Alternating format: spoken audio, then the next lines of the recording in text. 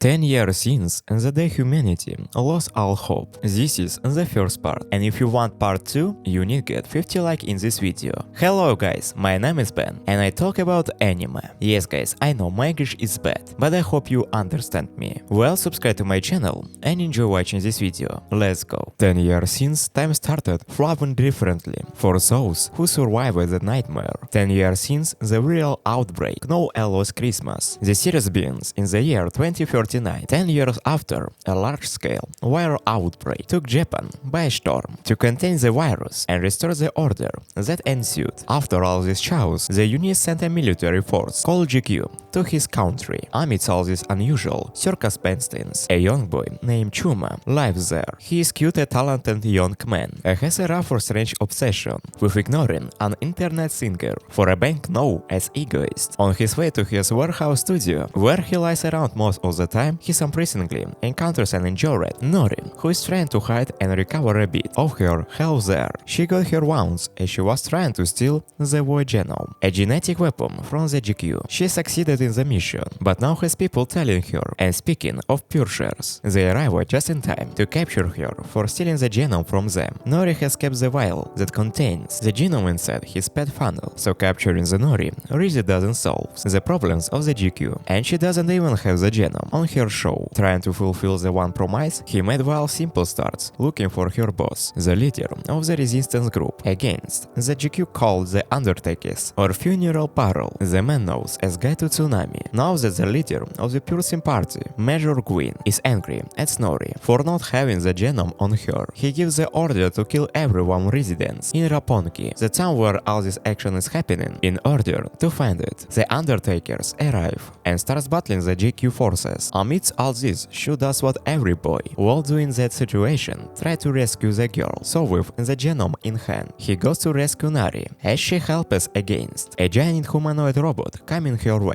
Shu gets in the way, and amidst the chaos, the whale breaks apart, and the genome comes out in the open. The genome gives you the power of the king, where he can pull voids out of people, basically weaponizing their souls. So in a very main character fashion, he takes out in Ori's void a big stylish sword in finishes of the humanoid robot by himself. As the song in the background, his height notes, the humanoid robots are referred to as Ant-Lives, and despite taking out the first one, it's still an all-out battle with multiple foes. So Shu and Nori are forced to fall back and regroup with the other members of the Funeral Parole. Once the enslaved Steiner arrives with the JQ, Second Lieutenant Darien Pallant knows that they are all away from the action. JQ praises the efforts of Sagami and Issei, a hacker and an unclave pilot, from their side, while he starts lecturing Nori for being careless as a genome. Was never meant for Shu, it was meant for Guy. Still with how things stand, he tells you that he can just delete Ellie around anymore. Now that all that is behind them, they start focusing on the problem at hand, which in the fact the genome has taken innocent civilians hostage and plans to execute them. The good guys interrupt the party and lure Daryl away from Gwyn with a diversion while he faces Guy.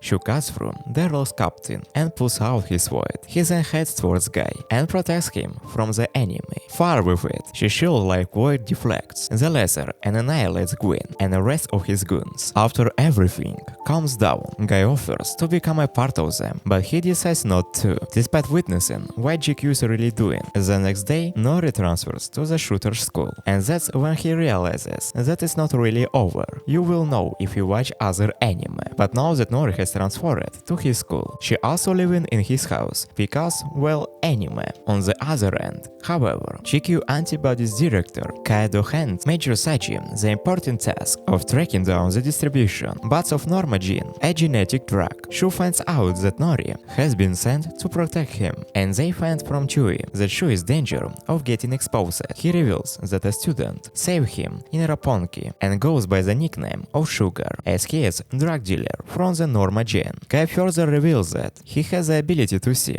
why can't avoid someone possesses, along with the fact that this is the reason he wanted the Void Genome for himself. So he tells them that he saves Sugar with a void shaped like shears. Not that they are clear on what to do. Shu starts pulling out the voices of his classmates to look for Sugar. Turns out Sugar is actually one of his friends. Yashara Shu beats him up as the situation resolves without anyone doing the void that they would even expose each other, but that turns out to be a lie, as the guy comes to have a little chat with our homeboy. The next day, Shu gets captured by him and goes for a little stroll in the GQ isolation facility for the asking questions, but he doesn't really give any hints about funeral parlor, since that Shu isn't really cute, thrilled about what View hears. Odesagi tells him that he had no choice, as his brother was a victim of the virus and is being treated at one of the JQ facilities. He then tells him that guy is planning to rescue a mass martyr named Kenji and give him a transmitter so that when guy comes and makes contact with him, he can signal them, assuming he agrees, of course. And guess what? Guy does come to him, but she doesn't give him the time of day. Suddenly the facility's alarm goes off thanks to Anori bursting in to rescue Shu herself. Despite being told to stay put, Shu once again rushes to save her, and Gus has to deal with Al. To clean up now, he encounters Kenji on the way and uses his gravity-based void to save the woman who was supposed to save him. Citizens guys don't bring peace anywhere. The facility gets destroyed thanks to all the action. As they escape, Shu is once again offered to become one of them, and this time he accepts, while still keeping the transmitters the guys gave him just in a case he decides to switch sides. So who arrives at are hungry for the headquarters for this little resistance group. Certainly a town full of memories for our boy. Guys tell him that he needs to pass a trail before Jonas. He's too busy and Shu is not important enough. Helios is safe in charge of him while he prepares for his next mission. As he takes away the transmitter, Pennant tells him that he needs to pass the trail to get it back. Shu then sees an Erwi go into the room with Jui alone and gets quite heartbroken. Little did he know that he was actually receiving a blood transfusion. He then runs into Issei, who tells him to chin up and focus on the trail. The next day the trail begins, and he tests it to get past Issei and into the vehicle behind her, Giant and Liv. He uses Agorus Void and manages to pull it off just right, thus passing the trial and getting his pen back. It's all fun and games, and tells of Jumi comes to inform everyone. The guys and his group have been hit with an orbital laser blast called the Lekote. Guys is the only one who survives the blast while his team is dead. He regroups with the other, and they all go to the outskirts of Suki,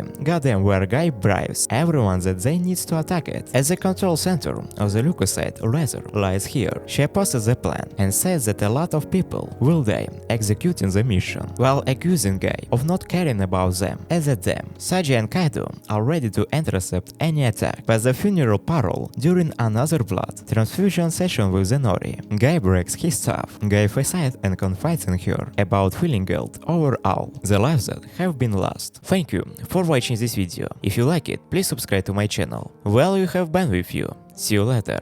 Bye bye.